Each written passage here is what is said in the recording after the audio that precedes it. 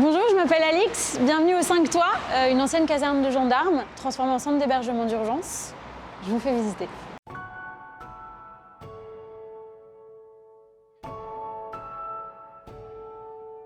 Je suis diplômée de Kedge Bordeaux, programme Grande École Promo 2011, et je suis cofondatrice, je fais partie des 10 femmes qui ont fondé l'association Le Réchaud, qui veut dire Refuge, Chaleur et Optimisme.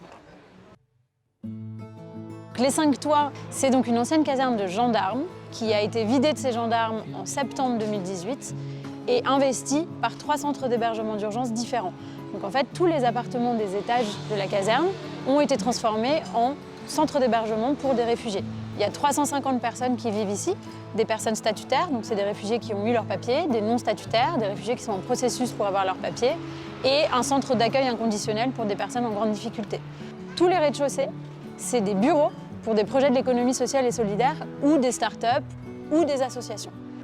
L'objectif de ce lieu, c'est de montrer que les modèles alternatifs et les modèles de tiers-lieux fonctionnent.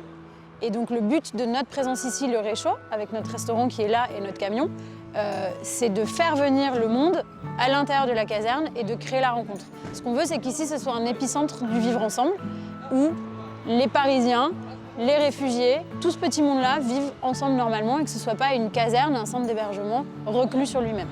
Et pour ça, il y a des animations, mais il y a surtout un restaurant qui est tenu par le Réchaud. Donc, bienvenue dans la salle du restaurant, qui a pour objectif donc, de faire venir du monde de l'extérieur dans la caserne.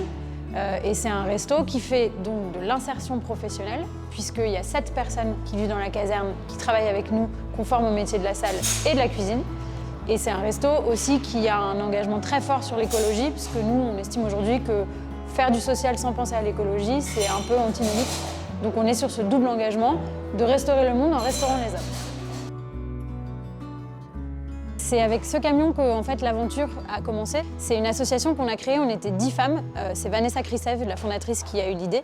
Ce qu'on voulait, c'était réparer la crise de l'accueil. On était toutes des professionnelles de l'univers de la gastronomie ou de l'événementiel culinaire, où on avait une grande sensibilité sur ce sujet. Et on se sentait assez déconnecté de ce qu'on voyait à la télé, sur ce qui se passait sur les camps, sur la manière dont les personnes exilées étaient accueillies. Et on s'est dit, nous, on a envie d'agir et on va utiliser ce qu'on sait faire.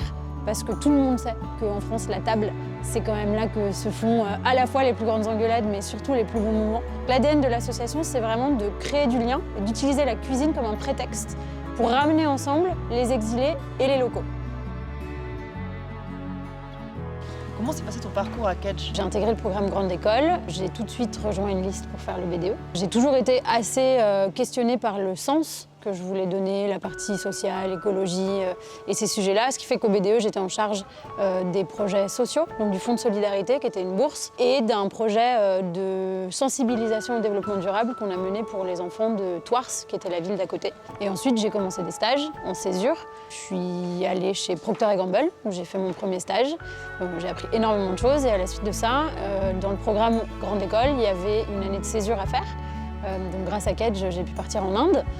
J'ai fait un échange de 4 mois et je suis restée 2 mois de plus voyager et c'était un échange incroyable, très dur mais génial. Et c'est à ce moment-là que j'ai pris conscience que le sens, c'était vraiment plus important que tout pour moi et qu'il fallait aussi que je trouve ce sens dans ma vie professionnelle.